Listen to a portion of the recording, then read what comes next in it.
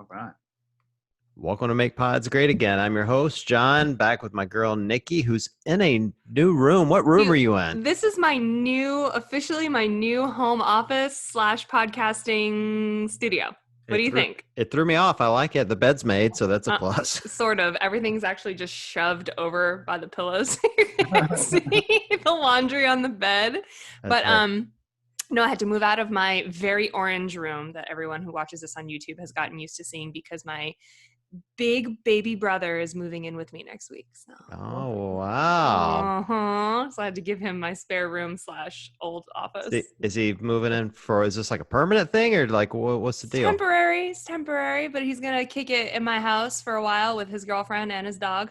It's going to be full Brazier house, full house. I feel some good stories coming on for future podcasts. So we'll save that. But tonight, our very special guest, Neal Maddox. Neal, how are you? I'm doing great.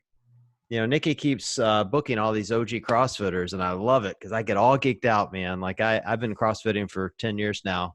And so all you guys that have been around for a while, like I get all nerded out because you guys are the rock stars of the sport to me. Like I don't care about these new guys. Screw all that. So I'm glad you're on. To be honest, I don't know who a lot of the new guys are. But oh my God.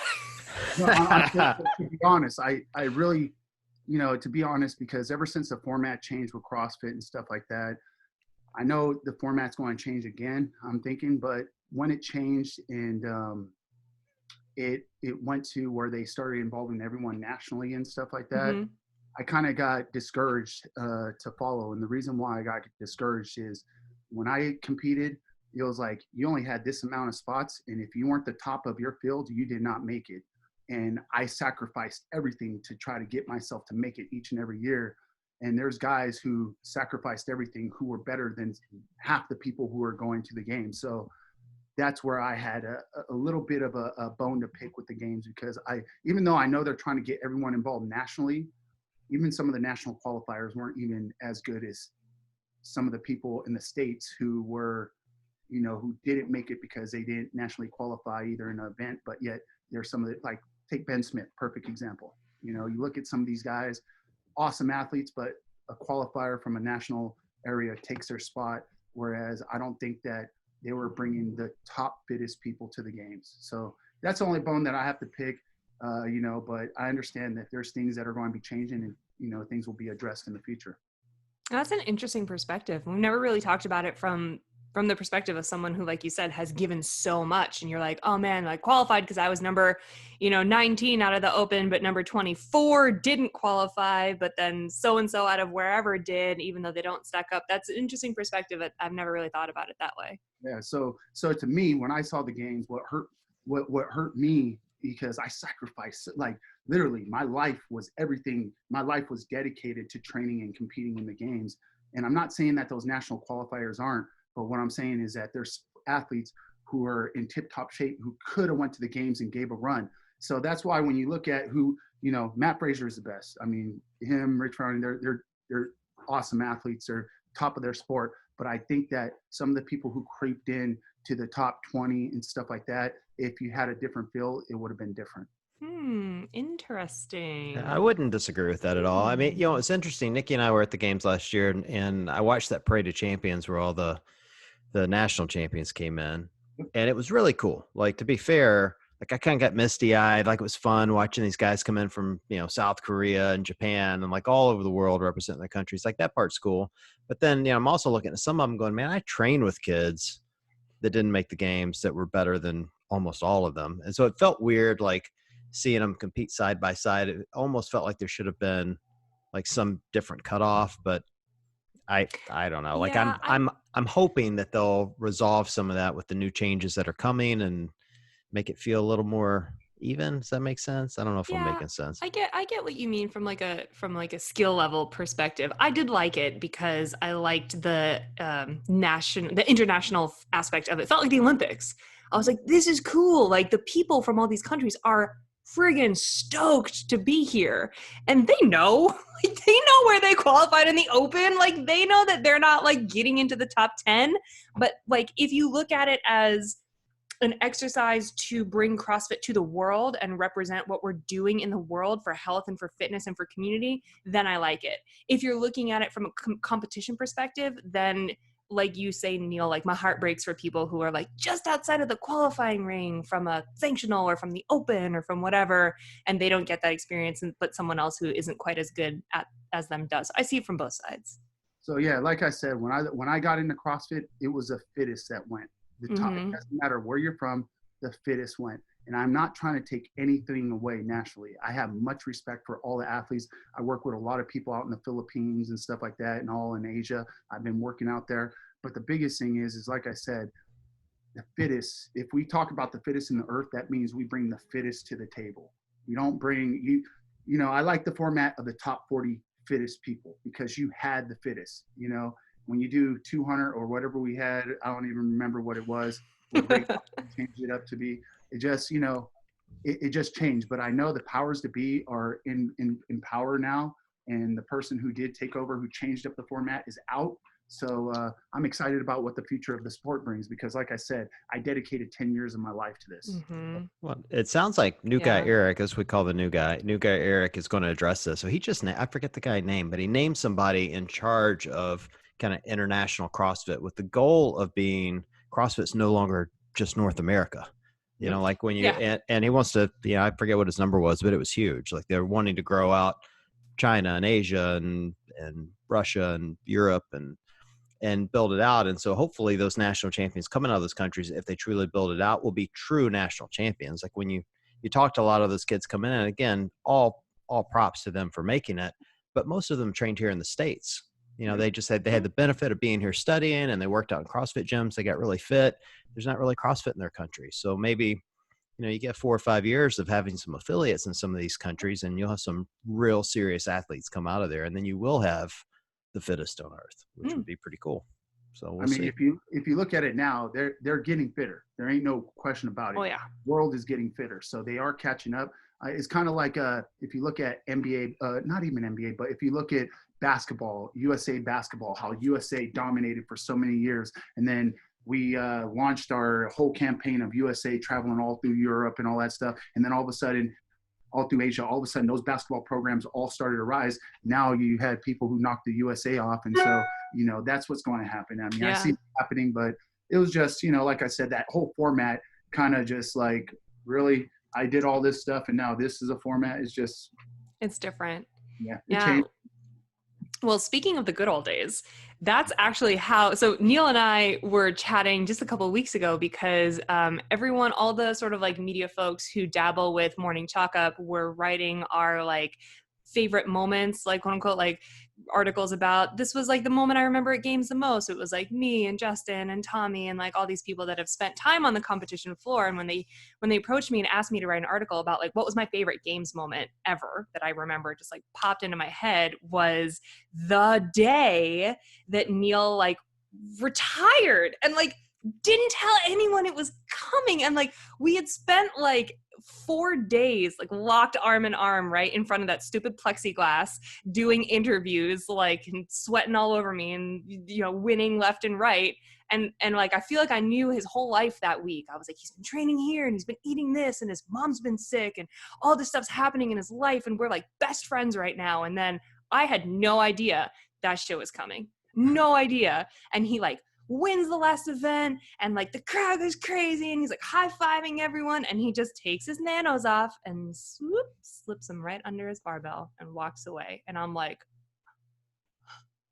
okay, oh my God. It was like the craziest legendary moment.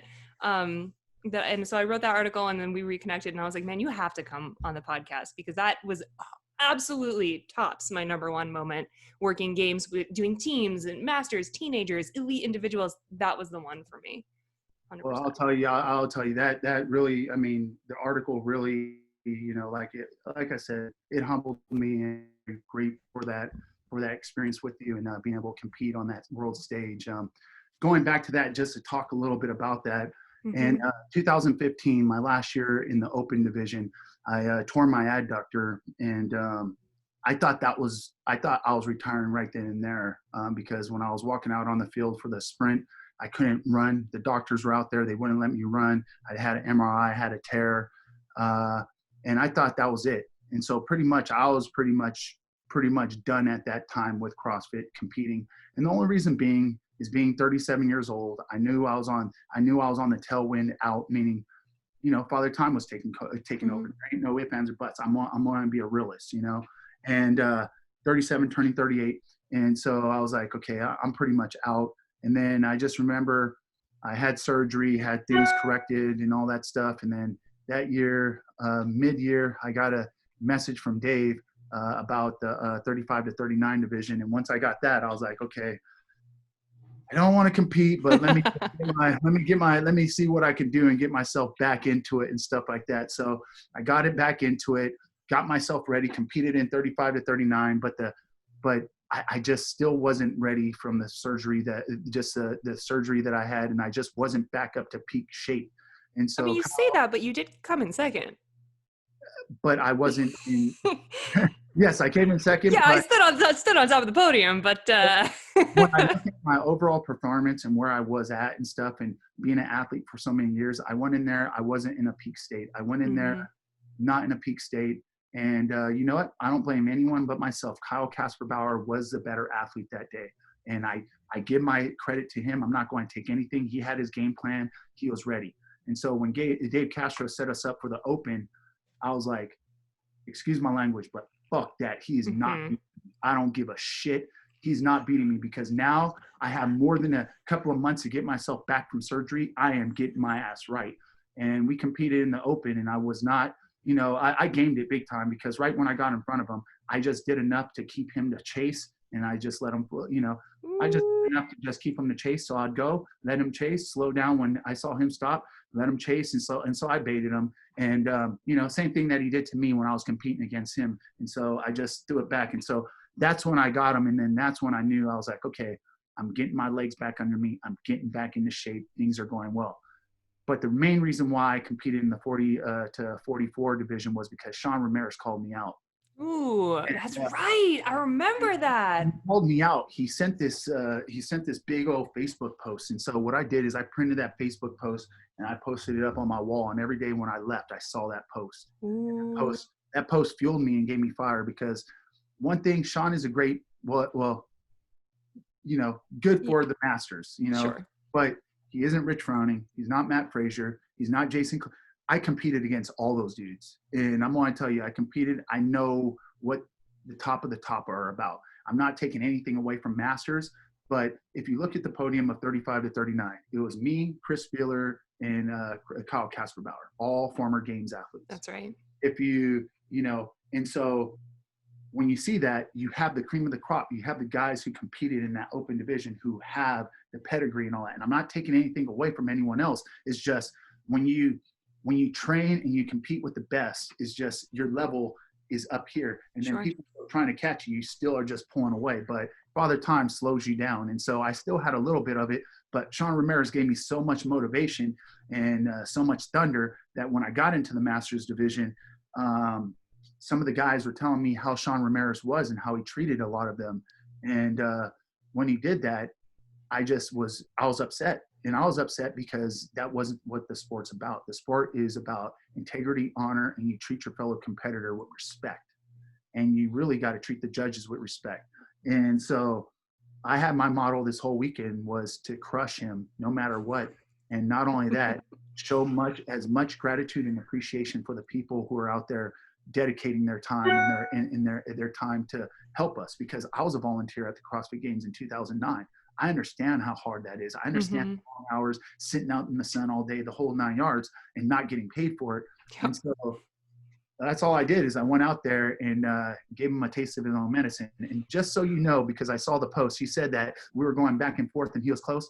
I had the Masters event won by Saturday. I didn't even have to compete on. I know. I would have been there, but yeah. So that was a whole thing. I trained my butt off like I never did in my life before, and all the failures that I had in the Open division in all the previous years, I made sure that I didn't repeat those mistakes and that I changed my game plan. So whatever I did before, I went through and dissected every single year, and I did exactly the opposite. And then that's when I went in and I was like, man, only if I knew this when I was 32 years old when I started CrossFit. Yup. No, and I would say that about so many things in I life, know. not just CrossFit. Oh my gosh. What did that original the original post that sort of like sparked you? What did it say? Was it like Neal could never win my division against me? I don't know how guys trash talk each other. Honestly, I don't have the exact words because it's been a while and I tore it down after I won. But pretty much he called out me, Matt Chan, and Chris Spieler. And so, oh, okay, got it. And so, because he called us out to be the Masters and saying he was a champ. And so he called us out when he said he was a champ. And so I was like, okay, you're going to call me out. I'm going to show you what I can do. Mm-hmm. Mm-hmm. And it was like I try really hard. I mean, you know this, like I have done a lot of interviews with athletes throughout the number of years. And I try to maintain like a level of professionalism while not being too like staunchy or formal, whatever. Like we're still like, I know you and we're just having a conversation and there happens to be a camera on. But I try to maintain some sort of level of professionalism. And that is the only time I have ever cried on camera during an interview for CrossFit. Like, it's like, I can't believe what I'm witnessing. It was like historic because you're just like John said, such an OG and this was such an epic moment. And the shoes and the barbell was such like a thing. And I was, until this day, I'm like, oh man, Neal made me cry on camera. It's so embarrassing. God. Well, the questions you asked too put me in the spot that made me just break down a little bit. And I don't ever really cry on camera, so it really was a moment. You really put me on the spot. But that I guess what it was for me, what really boiled up. Of course, it was my mom. She was the first and foremost, but it was the years of all the failures. Even though I made it to the games, most people are happy with making it to the games. I wasn't happy. I wanted to win. I go to compete to win, just like all the other. Well, at least I know a large majority of the top 10 and stuff like that. A lot of those guys, when I talk to them, that's what they're there for and stuff like that. But I wasn't just there to be there. I wasn't just happy to be there. But all the years of accumulated of me, struggling and knocking myself out because mentally I was the hardest on myself. And so mentally I was the one to beat myself up and beat myself out of it. And I guess, all the years of that boiling up and then for me to get that spot, finally to get that spot really, really boiled me over. And so it was tears of pain, tears of joy, but not only that, tears of I did this and I just didn't do it for me. I did it for my family. I did it for my wife. I did it for my mom. I did it for my family, my gym. That's what it was. All the support groups that were around me who helped to bring me up and stood by my side. That's what I did it for.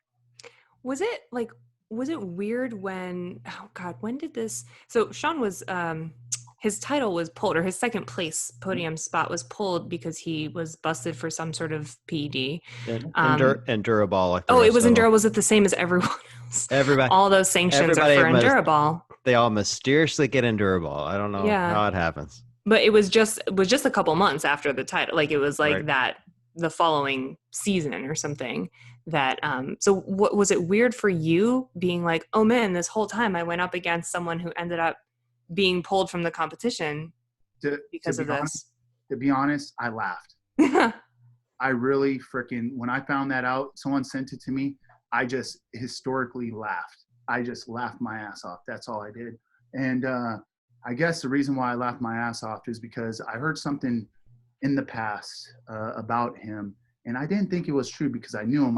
So here's the thing. I competed with him at the OC Throwdown way back in the day, and he was on a team with me, and he was a stand-up dude and all that stuff. But then after we competed, we won the OC Throwdown. It was like you had to have one person over 40 on your team. It was me, Jen Smith, China Cho, and Sean Ramirez. And wow, what a team. We won the OC Throwdown, and that was pretty interesting. And afterwards, about a couple of years later, I heard he broke his ankle and that he mysteriously wasn't doing well in the open and mysteriously just won the open and just did all this stuff after breaking his ankle or something like that. And then I just heard some things down the line that he would submit like the medical form when it was taken. I don't know how much of this is true or what. It's just people hearsay, she say. I don't know if it's true or not, but by me hearing that in the past and then seeing that he got popped in the present, it makes me wonder, did he take something in the past? Because how is it, how is it that you recovered so fast from this, this situation, what could have knocked you out? So it makes you, it's like Lance Armstrong. If you get caught once, it makes you question everything that you did. Yeah, of course. Look at Barry Bonds. Barry Bonds was one of the greatest hitters in baseball, but because his early years, he was great, but his later years, he got popped for whatever the hell he did. It makes you question everything he did instead of just, the titles that he won. It makes you question all that. So my whole thing is I'm a believer in hard work and, just putting your head down and doing the work. And if you do the work, you can get the results, but you got to do the work. And so I guess that was a part why I laughed, was because, he talked about how great he was, but then for him to do that, it made me laugh because of the simple fact that I just thought it, I thought it was freaking hilarious because I don't know. It just was hilarious to me. My thought is like, damn, you're that good. You're better than dudes who need help. Better than dudes who like people are like trying to assist themselves with things even outside of their own bodies, and you still crush it. That was like, to me, I'm like, oh wow, okay. All right. I'll tell you, that was the number one year of the best mental preparation I've ever had in my life. That goes and isn't that so much of the game? Yep. It goes to everything. And, before I do interviews and I said, oh yeah, I got my mental game tight, I got this. No, I didn't. And let me tell you why. Every year I'd go into the CrossFit games and then they would announce that even though I trained for it, they announce a damn swim event in the ocean. Yeah. Like that. And I'm like, oh shit. All of a sudden my mind would go to that place like, oh shit, there's not my event. I'm going to fucking come in almost last because, I'm a power athlete, not an true endurance athlete.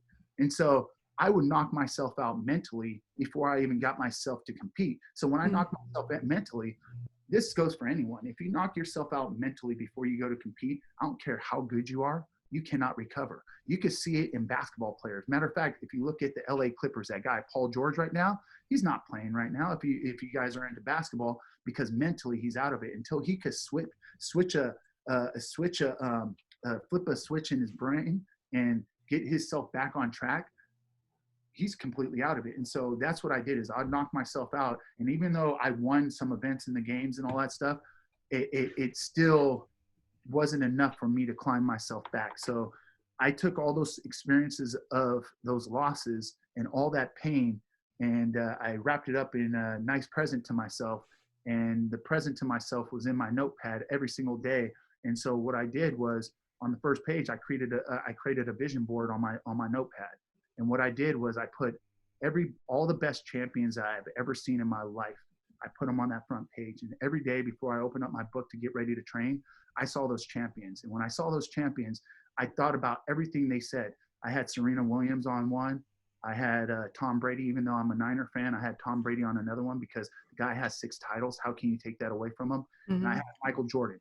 Michael Jordan is probably the most, he's one of my, he's like I idolize that guy. That guy he brought me to sports and gave me the thunder that I wanted. But that's what I did. And every single day, that's what I focused on.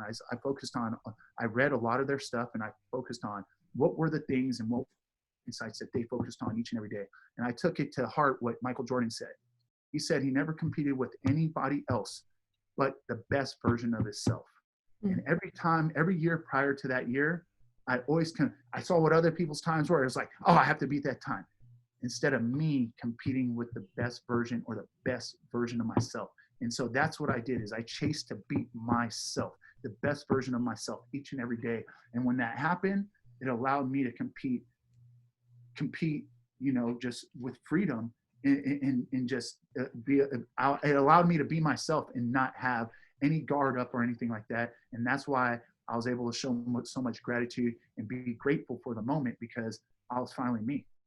Yeah, that was the coolest part for sure. And that's such powerful advice. Like we had Chris Henshaw on here. How long ago was it? A couple months ago. And he was talking about Fraser's training, and it's the same thing. Like he goes back and looks at his own workouts and analyzes things he did wrong, not what other people did against him or how someone beat him. He just looks at his work and tries to be a better champion of himself, and So I think that's really great advice to look at what you can do, not what others are doing around you. Although I will say, as someone from Cleveland, I'm a little hurt you didn't have LeBron in that list of champions. Aw. Oh my God, man! You know what, LeBron James. So here's the thing. I'm a fan of Cleveland. I'm a fan of. Matter of fact, I'm a big fan of Urban Meyer. Big fan of him. There you go. And I'll tell you, I read his book and stuff like that. And matter of fact, a lot of the stuff that he wrote in his book, that's a lot of those lessons that I learned from him in his book, I applied to when I was competing. Oh, cool. Like the R factor and all the different things that he talked about in his book. So I am a fan of him, and I am a fan of Bosa because he's a beast for my team. It's amazing how many champions have this mindset. Is just it's the thing with the real champion. Like, Mm-hmm. and it's never the people inside. Like, you know, I hate to pick on Ramirez because we've been talking about him, but he was taking something and smack talking. That's not the mind of a champion. Yep. I mean, you said it earlier, like that's not the spirit of our sport, but that's not the spirit of a champion. Right. You know, like champions don't care about calling out other people. They only want to beat themselves or be better than they were yesterday. You know, Mm-hmm. so that's why it's like you see something like that happen. It's not even shocking that he got busted. You know? Well, it's interesting to me too that type of a mindset seems to allow you to be in the moment so much more than getting down on yourself because the guy in the lane next to you is going faster, or like, you know, not being able to like appreciate what's happening around you, or the fact that you got yourself there. Like the fact that you can be in the moment and be grateful for the moment because you earned it against yourself just seems to be so much more. I don't know. It gives you a different aura when you're on the field of play. And everyone will tell you that. Neal was like, he was like last off the field. The athlete control people were like, come on, Neal, let's go, hurry up. Because he was too busy saying thank you and shaking hands with every single volunteer that was out on the floor. He's the only one that did that. I mean, realistically, in the masters and teens division, in the age group divisions, a lot of people are wonderful and grateful. And you do see that a lot. But like, we were like, Neal, hurry up. We got more people coming in. You gotta hurry up your handshakes, bro. Come on, let's go. Yeah, I mean, the biggest thing is like I said, I just wanted to show how much I appreciated everyone there, because you want to know something, part of the thing that I think I missed earlier in when I was competing was I never got to really, even in the open division, I never enjoyed any of the process. I didn't enjoy and just sit back and just enjoy it. And that year that I competed, I really had, honestly, it was the best time I've ever had competing in my life. The best time. It's awesome. Because I was so grateful, and all I did was just toss out gratitude. And that's all I was. That's all I did. And you want to know something? It made my experience the best experience that I ever had at the CrossFit Games. And there's been a lot of moments that I had at the games, but that was the best experience. It's kind of funny because on day, so here's a perfect example. On the last final day, we had that, the first workout, we had the sandbag and I think sandbag and GHD workout. Mm-hmm. Yep. I threw out my back. Okay. So a lot of people don't know this. I broke my back when I was in high school. And so I get reoccurring injuries there due to the fact that I was almost paralyzed from the waist down. Oh my God. So even though I rehab myself back, if you ever know anything about injuries, if you ever had surgeries or anything like that, even when you have them, they never come back 100%. You can get them better, but never 100%. And so even when you try to train it to be, people are like, oh, it's stronger than it's ever been. It's been injured. You got screws there. Shit is never going to be the same. You're going to have a limitation that will come up. But when it comes up is as you get older. That's when things start to reappear. And so I was in the back warming up and I threw out my back. Oh my God. In the warm-up?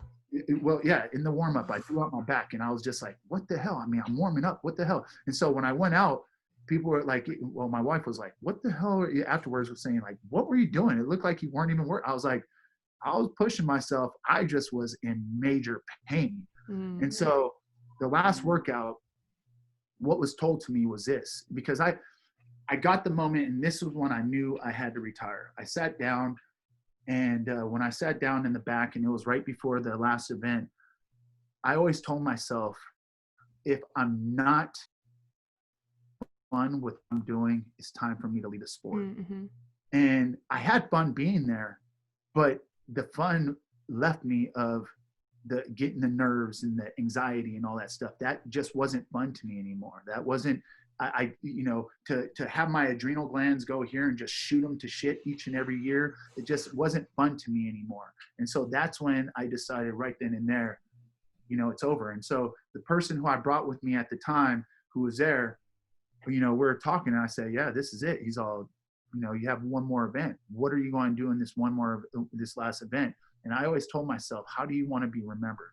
And I thought about Michael Jordan and the last time when he competed on the stage and when he just did his last shot and he did the shot and just held it and stuff, how do you want to be remembered? And I just remember doing that workout with a blown out back with thrusters, with I think it's a bar muscle up, chest pull up.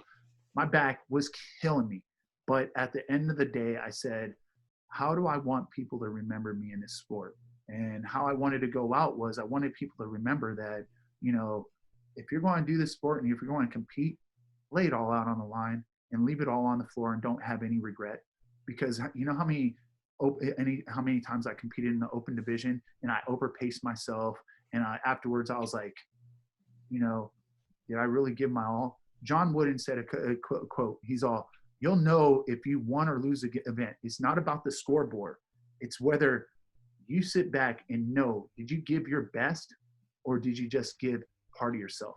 And that weekend, every single workout, I gave it my all. And I thought, you can't go back in life.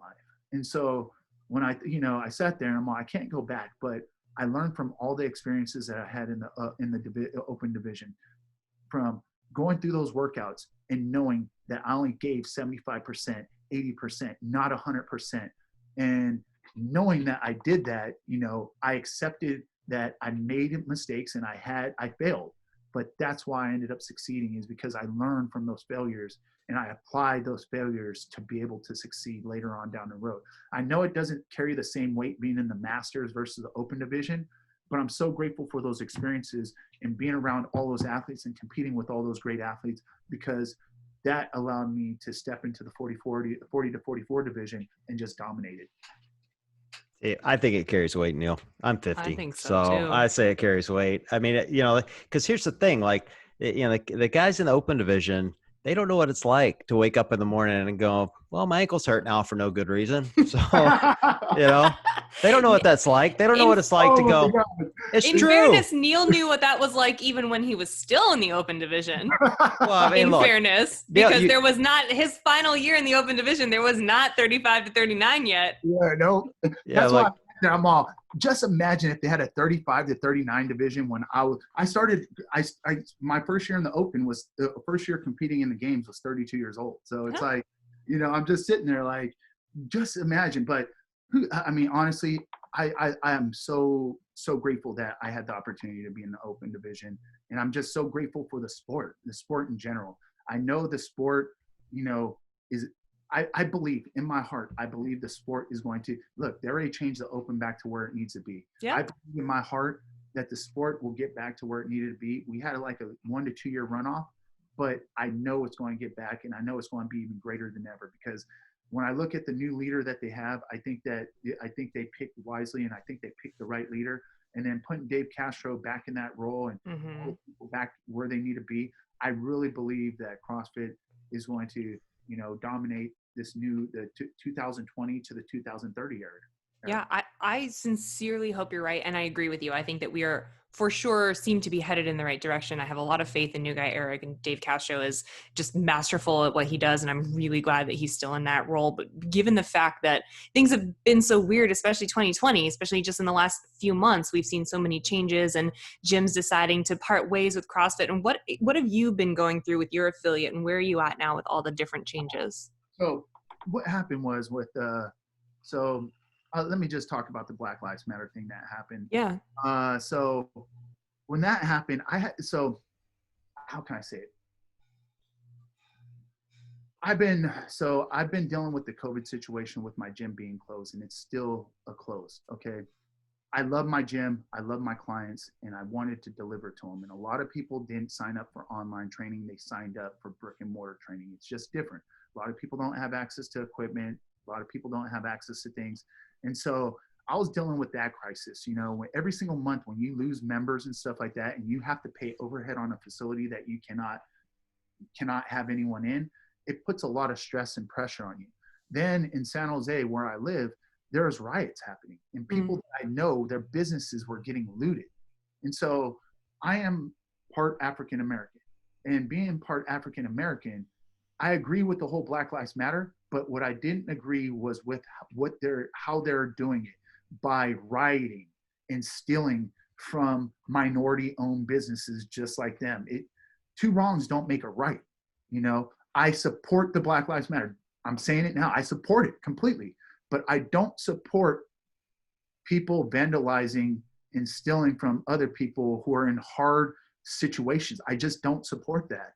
And so I chose to keep my voice quiet. And why I chose to keep quiet was because I was always told this: if you're going to present a problem, you better have a damn good solution. And all these people are presenting these problems, but I didn't see a solution. What was the solution? How are we going to resolve this? And so I was in a catch-22 because I didn't have the solution. I had ideas, but I didn't know which one was the right solution. And so by me staying quiet, I got attacked by my own race. I got attacked by people who are African American and just calling me not, you know, saying that I'm not Black enough. I mean, some of the words that were called to me on social media in my message inbox, I don't even want to share them. They're very hurtful. But calling me an Uncle Tom and all this stuff, I'm sitting there like, really? Because I'm not voicing. Here's the thing. I have a white mother. My mother is full-blooded Italian, blonde hair, blue eyes. My mom is white, okay? My dad is Black.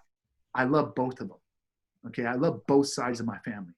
And, you know, it was very hard for me. It was very hard. You know, it was just a hard situation. And I understand. I've been discriminated on numerous times. I went to school up in Oregon. I experienced a lot of stuff, but I don't focus on that.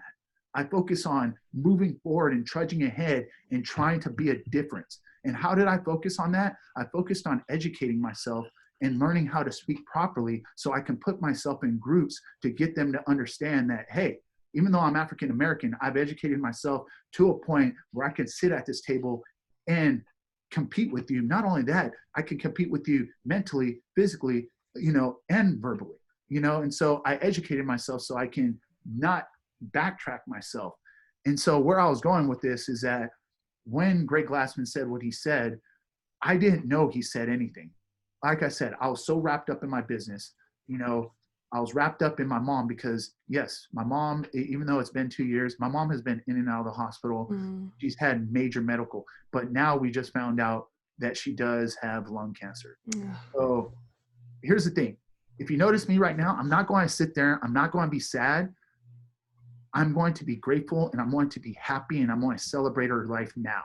Because if I'm sad now, that's all I'm going to see is sadness. I'm not going to celebrate that she's still here with me now. Right, of course. So me, I'm just grateful every single time I get to talk to her. I'm ecstatic. I'm happy as hell. And why? Is because I still have a mom who's here. And I don't know how long that's going to be. And so going back to what I was saying, you know, with people bashing me and all that stuff, I got a bunch of hate mail getting sent to me because I didn't say anything about CrossFit. And then when I read Greg Glassman's quote, I sat there and I didn't agree with it. And so right then and there, I got very upset and I pulled myself away and said I was going to de-affiliate. And the reason why I was going to de-affiliate was because of the situation at hand. I didn't think that it was, I know Greg, I knew how he was when I worked for HQ and stuff. I didn't know how he changed. And so I was just shocked and I was embarrassed and I was hurt. And not only that, like I said, I didn't de-affiliate because of what was being attacked by me. I de-affiliated because I wanted to do what was right. I didn't want to support somebody who was going to say something or even attack women or just belittle women. Okay. That's big to me. When I read the Andy Stumps article, that's huge to me because like I said, I had a mother who I grew up in a household, and I'm not saying that my father was right, but he beat my mother and I had to see that as a kid. So I do not agree with that. I have a daughter. And I try to teach her how to be the strong, powerful woman she is. And I'll support her to the day that I die. And I don't support people who are going women bash or doing any of that stuff because like how I look, I just don't agree with it. But I de-affiliated and I was very upset with everything and all that stuff. But then with the changes that have happened, and by talking to Eric, talking to Dave Castro, seeing the change that was happening, them hearing my voice and hearing what I have to say and the changes that they're going to make moving forward, I decided to keep my affiliate. So even though I detached, I reattached. And why did I reattach? They made the moves, and I believe that they have a leader in place who's going to make the moves that are going to make CrossFit great again. It's almost like how, well, I don't want to mention make America great. It's going to make CrossFit great again. I don't. We run that joke all the time. No Oh. worry, because we're not big fans of the administration, if you will. But we always joke about the making pods great again, and John is obviously make quads great again. So we were right there with you.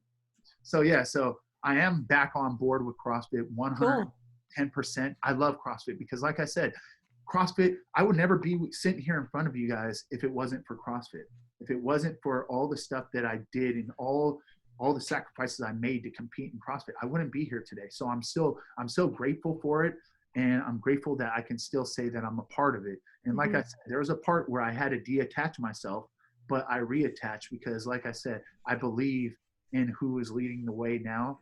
And I'm going to ride with them until they prove me wrong. Yeah, I 100% agree. And if people have listened to like all of our episodes, and they're probably sick of hearing me say this, but because I've said it a million times, but I really like am thankful for the folks that stood up right away and said, I'm sorry, I can't be a part of this, because that mass exodus is what I believe forced a lot of these changes. Like, I do believe that Greg would still be at the top of the chain here if it wasn't like, nope, everyone's out and sponsors are out and brands are out and affiliates are out. And, you know, for the affiliates that didn't leave, I also understand why they couldn't leave, because they weren't sure they could fly their own flags, and they needed CrossFit to support their business. And like, everyone was right. Everyone just did what they felt was right. But I'm very thankful for the people who were able to fly their own flag and step away from CrossFit in order to spark these changes. But now that everything's good, I just really hope that everyone comes back into the fold, and that like we can all be CrossFit and we can all be the same community. And I don't want to like travel and look at functional fitness gyms and wonder if I can drop in there, because like, did I used to be an affiliate? Like, are I still, you know, and like you said, until new guy Eric proves us wrong, or until something just doesn't feel right to us anymore, like it really feels like we're in an awesome spot to welcome people back into the fold. And obviously some people like broke off, do their own thing, and there's, you know, their own branches of fitness and their own affiliate programs. I think that's cool. Like, everyone's got to do what's best for their own business. But I'm just really happy that people like you are doing what you need to do for yourself and what you feel is right for your own community, but that you still are feeling like we're all headed in the right direction. You're coming back. Like, I'm just keeping all of my fingers and toes crossed that more and more gyms start to feel that way, because we're doing the right thing with CrossFit. Yeah. And so, you know, Eric calling me personally and talking to me really was one of the major deciding factors, and really talking, and then being a part of the affiliate group, and talking, and them listening to it. Like, I worked for HQ, and before you couldn't really have a voice, but now they're like listening, there's a voice. And so when I heard everyone show their concern and really listen to what we had to say and everything, that really made me realize, okay, change is happening. This is big, and I want to help this change happen. And it's funny because I called Dave Castro and I told him about what I thought would be ideal that can help CrossFit. And I talked about how when I was younger, if it wasn't for boys and girls clubs that I had when I was a kid, that kept me off the streets. And when it kept me off the streets, it put me in an environment to lead me to success. And if it wasn't for those boys and girls clubs, I would have been down the dark road. And so if you look at the scholarship program that they came up with, and, you know, I talked to Dave about this before they rolled it out, and I know Chuck is running it, but they're giving back to, you know, it's not just minorities, but, you know, kids in general who are in a field that maybe is not beneficial to them. Mm-hmm. And they're teaching them skills that can help to lead to jobs later down the road if they're really truly love fitness and stuff. And so when they applied that and listened to my ideas and all that stuff and started to apply that, that really showed me that, okay, I want to grow with this. I want to be able to help other youth, really, because what I used to do at my gym is I'd bring kids in who were underprivileged. It didn't matter who they were. and I worked with kids who are underprivileged, and I gave them a free membership. The only thing that they had to do was show me their report card, and they had to do good in school. Oh, If they did good in school, I trained them.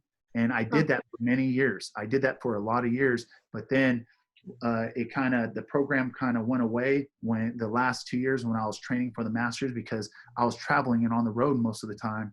And I just wasn't here to manage and maintain it, because it was a free program that I worked with these kids with. right. That's amazing. That's some serious dad moves right there. It is. Well, but did you do your homework? Because you can't lift until you've done your homework.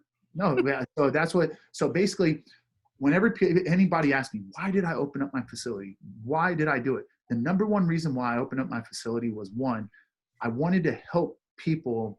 The biggest thing, what I thought about, is I wanted to be a sanctuary for people who either had low self-esteem, people who felt like they just weren't getting things out of life that were going to lead them in a positive way. And that's what I wanted. I wanted to create like almost an adult version of a boys and girls club, where you come here, you're going to have the best support in the world. You're going to have a coach on you who's going to drive you to be the best version of yourself. And, but not only that, you're going to be a part of a community that's going to uplift you. And it's kind of funny, because when I told you when I retired, my focus was going to be on my family, but my focus really is still on my family, but it's really has been on my family in my gym, is because what I realized is, because I was competing for so many years, the culture in my gym changed. And it wasn't the culture that I wanted. It wasn't the culture that I originally created.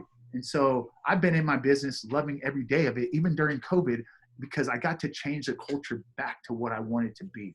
And what it is exactly what I want it to be. It's an environment that uplifts people, and that it brings everyone together, and everyone's striving towards one thing, and that's to be the best version of themselves. And that's what I love the most, is that's what gets me fired up, that wakes me up each and every day, is that I get to work with people and get them to be the best version of themselves. But not only that, I get to give them the best hour of their day. So that's why I'm doing it.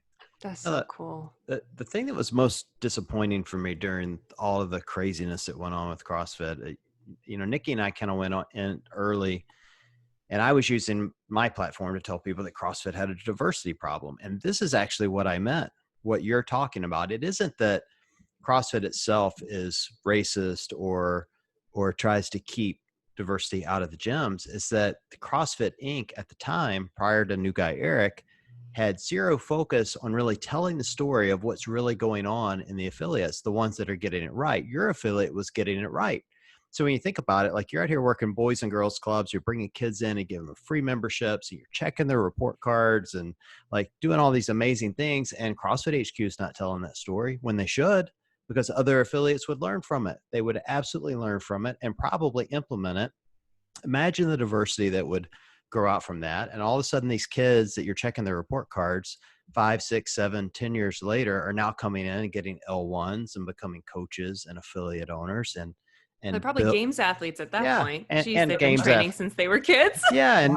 And building that out like that would be amazing. And then you compound that by saying, because they haven't been pushing this out, when this issue hits, people start sending you DMs and calling you an Uncle Tom. Like, that's what's heartbreaking about it. Like, absolutely heartbreaking. You're out there doing the hard work, and people are going, why are you silent, man? Why are you silent? When the reality is, you've been screaming for years, and that, for me, I hope if new guy Eric and his team address anything at all, it's this, which is get the message out. There are so many affiliates just like yours doing the hard work day in and day out that other affiliates need to hear it. That's where the education happens. And honestly, that's where the growth and what I think the community and the spirit of CrossFit is incredibly uplifting. And we'll just carry us on for decades. What's kind of funny is that, CrossFit provided me. So I always told my mom growing up, I'm going to be a professional athlete, Mom. I'm going to make it to the NFL. And I tried for years to make it to the NFL and failed miserably. I just failed. Hey, there's some freaking studs out there. I failed. But what I realized that my calling wasn't football. It was CrossFit. And so that's why I was able to go into CrossFit and just go full-fledged. But the reason why I bring this up is because it allowed me to get endorsements. And when I got endorsements, with those endorsements, it's I don't know what other people do with their endorsements, but what I'd do is I'd order a shit ton of shoes and all that stuff from Reebok, and I'd give them out to people who are less privileged. I'd go out down the street and I'd see a homeless person. I'd give them a pair of shoes. I'd give them a pair of clothes. I'd literally, I had people inside my gym, like some of the other trainers and stuff who had family members who are hurting, that I would get them a whole wardrobe and stuff. And so a lot of that stuff I didn't use for myself, even though I could have used for myself.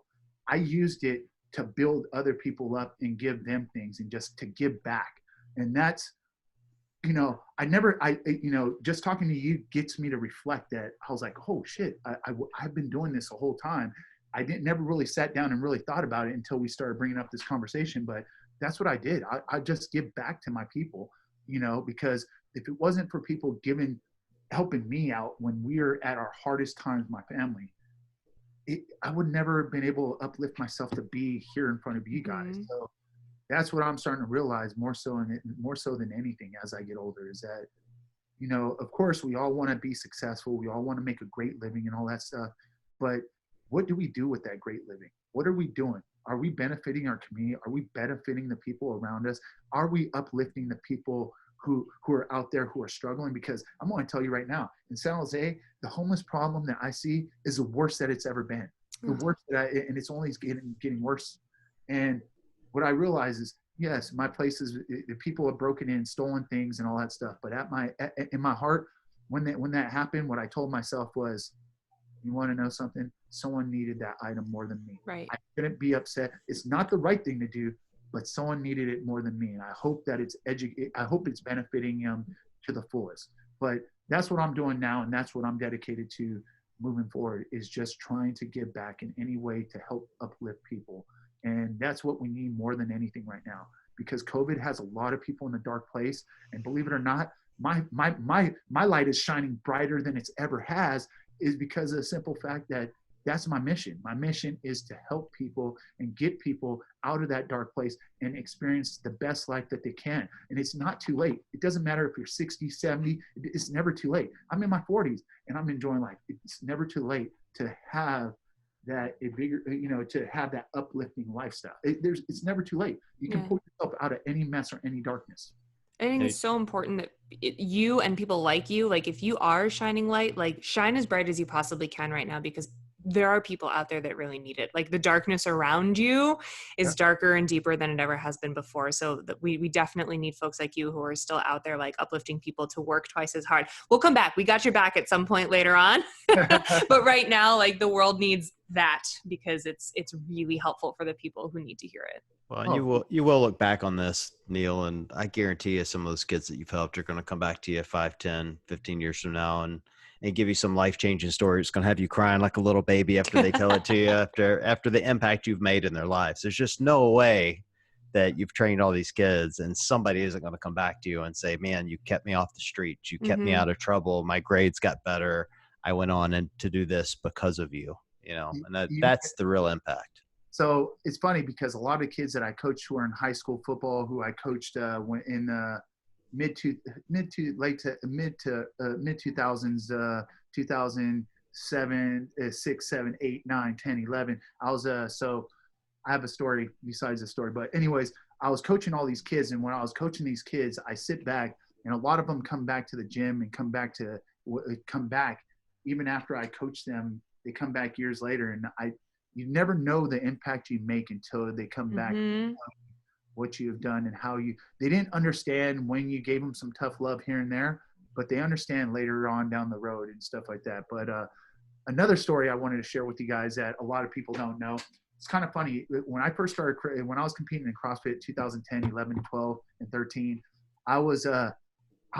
so most people started dedicating their whole life just to training and all that stuff. I was literally working like 4 jobs. I literally was the busiest freaking man in the world. And that's why I don't even know how in the hell I competed, because I had my gym, a lot of things. I was a high school football coach. I was working for CrossFit HQ traveling. And then not only that, a lot of people don't know, I ran nightclubs. I knew this. Hold on. I actually did know this because I was going to be like, when were you running the bars? So I ran all that stuff.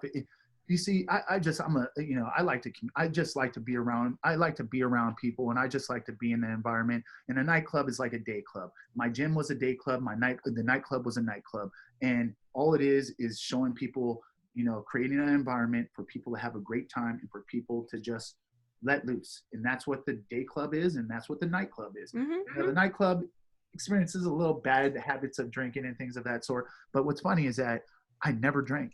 People would look at me like, how in the hell can you be in this environment and never drink? Because my why was more important. My why to make it to the CrossFit Games, my why to be the best, fittest version of myself was important to me.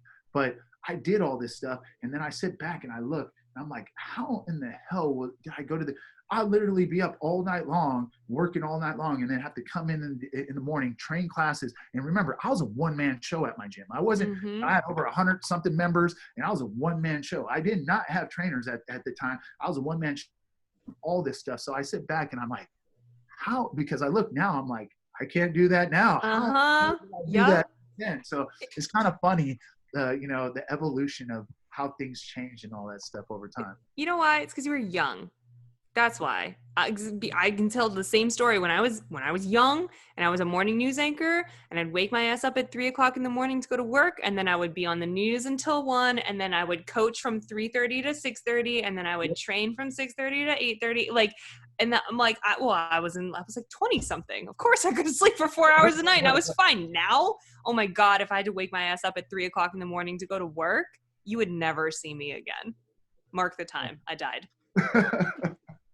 Yeah, that was like I said, I sit back and I'm like, how, because now I'm like, I can't do that. Well, if I really wanted to do it, I could do it, but I can't do that. Like I don't want to do that right now. But those are just some of the crazy times, some of the crazy stuff that you go through, and you don't realize that you're going through it. So you guys are both like the age of my kids, so I don't want to hear it. Feel it now, man. I'm starting to I understand why Masters starts at 35 nowadays, because I'm 32 and I'm like, ooh, I'm telling you, man, is not Masters just hits different. It absolutely does. It absolutely hits different. Every day is just an adventure. It's like, it's like Neal said it earlier about like reoccurring injuries. Like I tore my bicep tendon a few years ago, and so I have days where you just wake up and you're like, well, guess my shoulder's not working today. For no reason whatsoever. It'll be fine tomorrow, but today, not going to work at all. Just the way it is. You just get used to it. So perfect example. These last couple of days,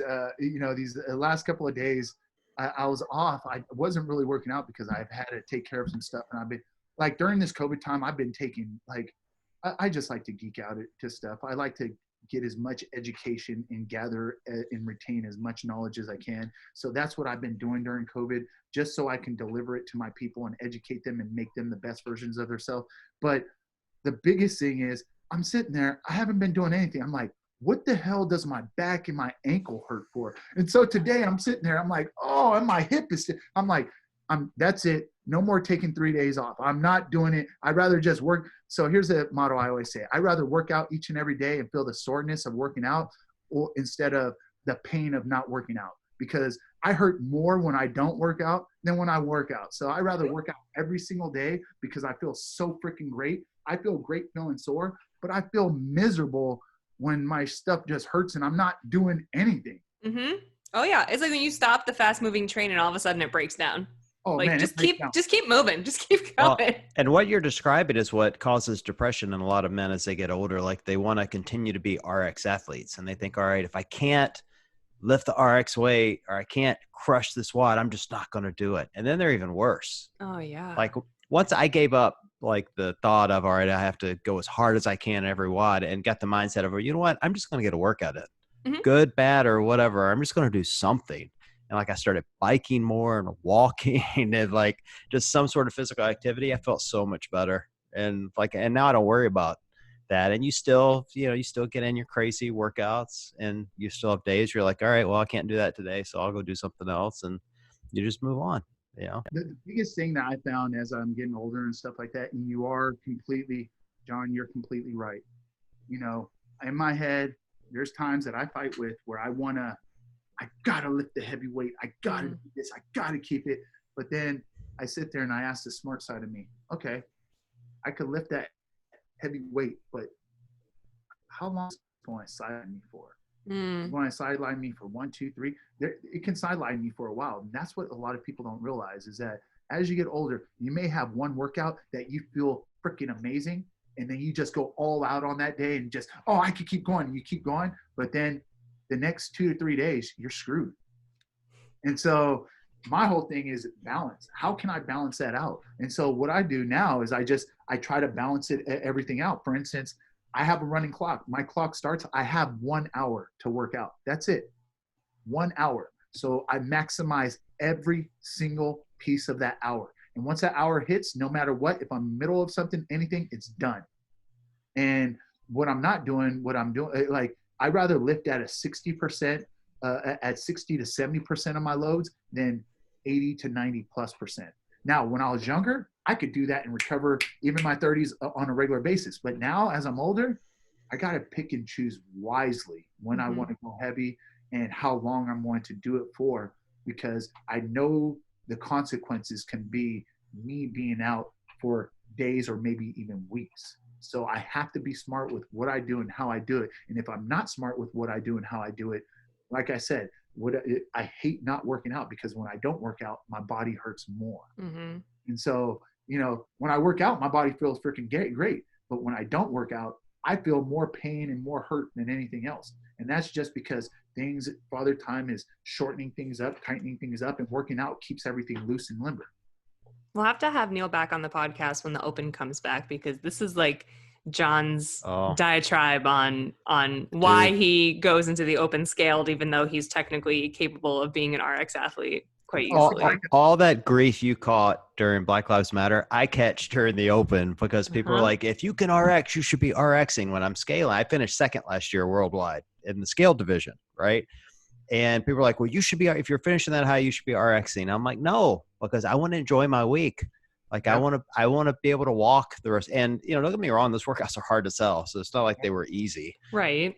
However, what I don't want to do is like, the Open makes you do stupid things. It just does. It makes you do really stupid things. Yeah. And they're throwing weights in. Like I can lift, but I don't normally lift. And you're going to push yourself past your max. And, I've said this forever, like you'll go in the first day and you RX the workout and you work at 110% capacity, and then you don't do anything for the rest of the week. You do that for 5 weeks during the Open. You've blown up 5 weeks worth of training. At my age, like that's a lot of time. It's 10% of the year.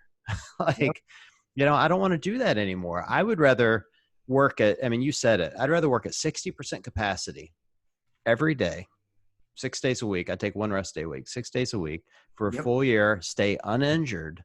And I promise you, I'll be more fit at the end of the year at that guy that RX'd 3 to 4 times a week, but was injured every 3rd week.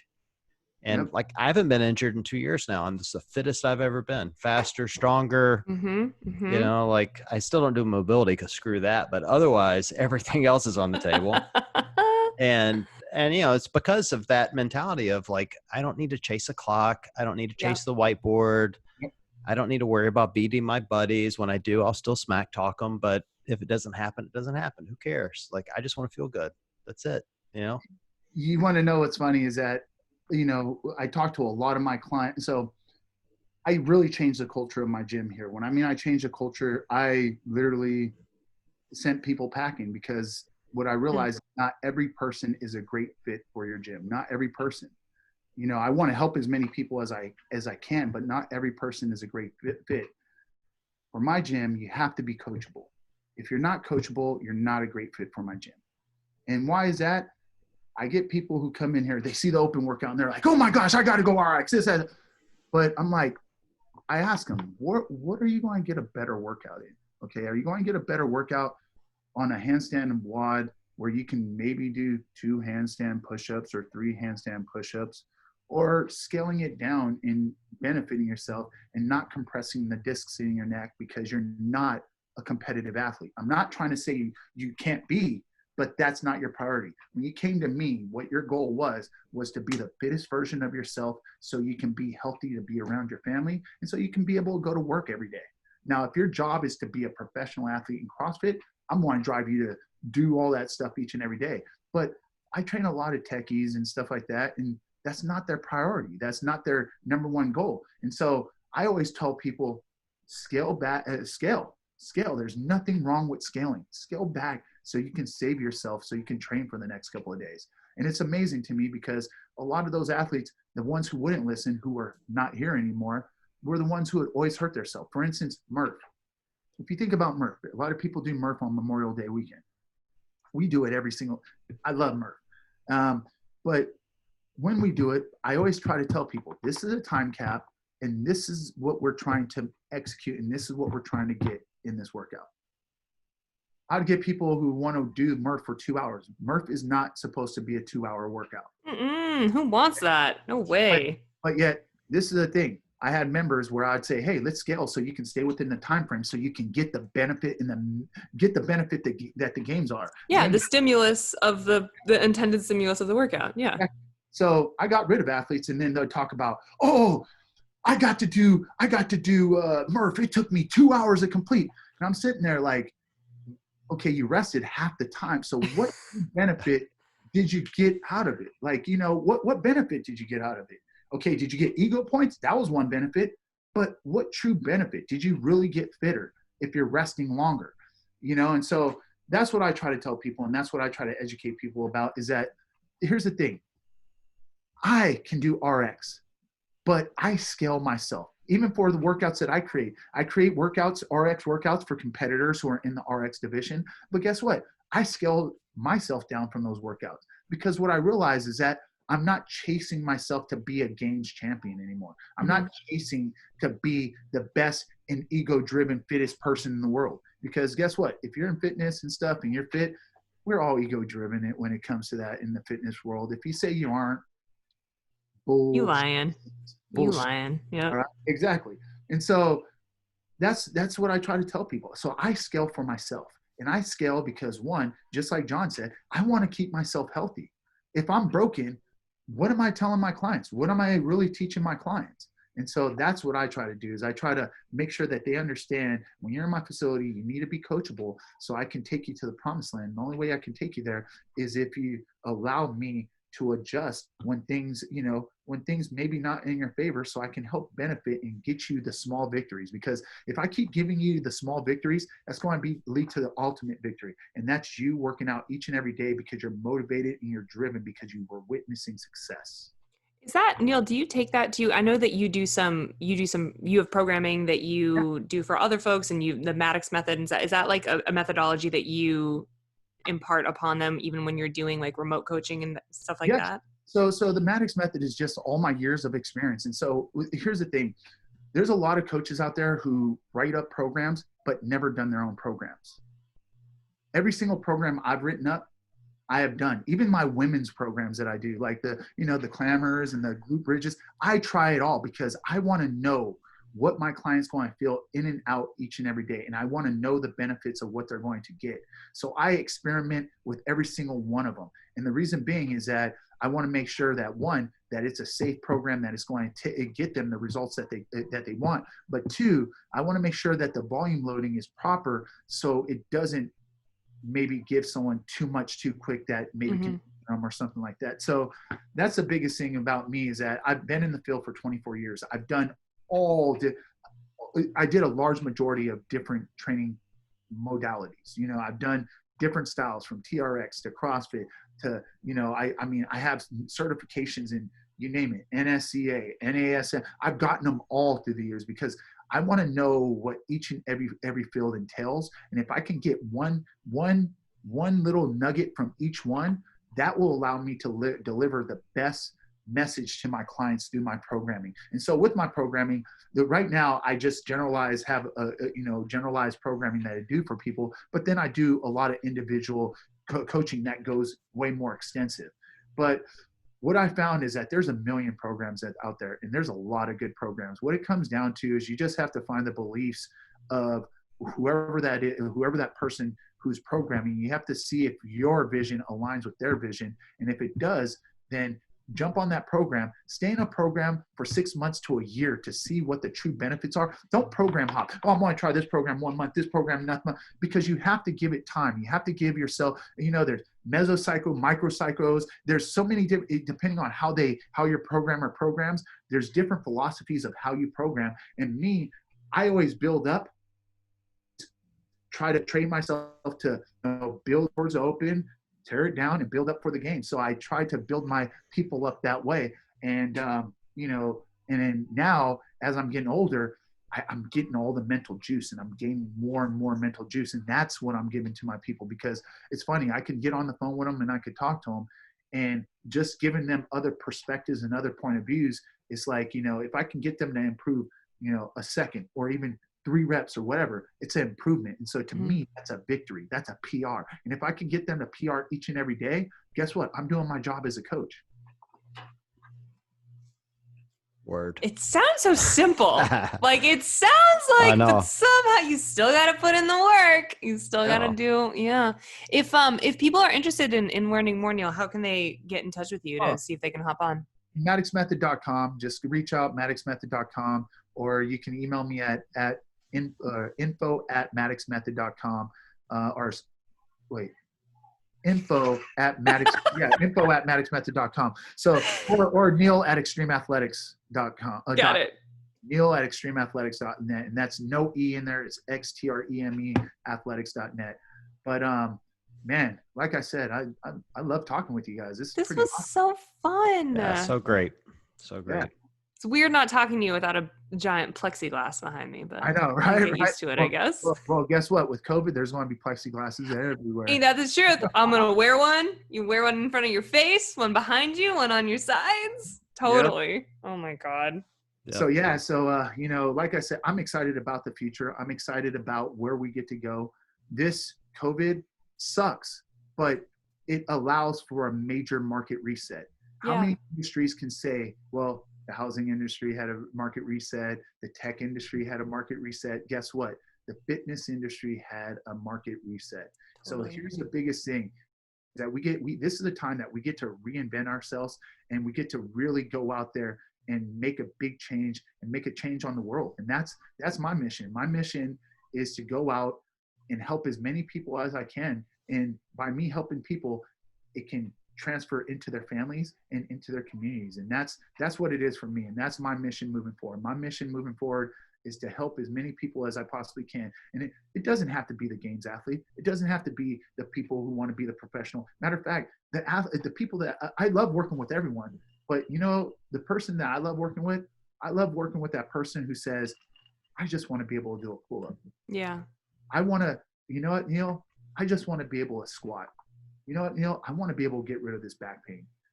I want to be able to deliver to these people that, because I know if I can deliver that, I made a major impact in their life, and I made a major change. And that's what it is for me. And that's why I'm in this field, and that's why I've been in this field. So that's what it is about for me. So any change that I can get to change people in a positive way, I know I did my job, and I know I'm living the dream. So yeah. I just feel like we need more Neal Maddoxes in the world. That's all I'm saying. That's all I'm saying. I'm going to tell you, I had to do a lot of deep searching, and I had to do a lot of correction to get myself to where I'm at right now. I mean, trust me, I'm not perfect. I'm not saying that I'm perfect, but one thing that I am grateful for is that I'm grateful to be here in life. I'm grateful to be able to have the opportunity to talk to you guys and be able to have this experience, because guess what? Me and Chris Henshaw used to run all the time and would always hit this foothill trail. And I'll never forget the day that we hit this trail. And it was one of the last times before he moved to Tennessee. And we just sat there and we said, you want to know something, Neal? This chair, he said this, he's all, you want to know something, Neal? We're sitting on the top of the mountain looking down and stuff. And this is when I was training to be a games, to win the championship, the whole 9 yards. And he said, you want to know something? We need to cherish this moment, because we'll never have this moment again. And so that's what I do now is, hearing the reality with my mom, that's all I try to do. Is anytime I'm in presence with people, I just want to cherish some moments. And I've done a lot of soul searching, and I had to look at myself in the mirror and correct a lot of things with myself in order for me to get to where I am today. And each and every day I'm trying to improve on it. And so I'm not perfect by any means. I have a lot of flaws, and I'm trying to improve on them each and every day. But if I could get 1% better, even a 0.5% better each and every day, I know I'm living the dream, and I'm going to get to where I need to be. I love it. Yeah, that's great, Neil. And we'll absolutely have you back on. So we could probably anytime. talk. We could probably talk forever. How long have we been talking? We've been talking over an hour. Yeah, we could talk for days. I mean, I could talk for days. All right. Well, we'll schedule you back on soon. We'll do the sequel. We'll do part 2 soon. So, well, thanks for coming on. This has been great. I appreciate it. I especially appreciate all the master stories, considering I'm older than all you guys. So that makes me feel better about myself. Nikki, great to see you again as always. And for everyone listening, we appreciate you guys tuning in tonight, and we will chat with you guys soon.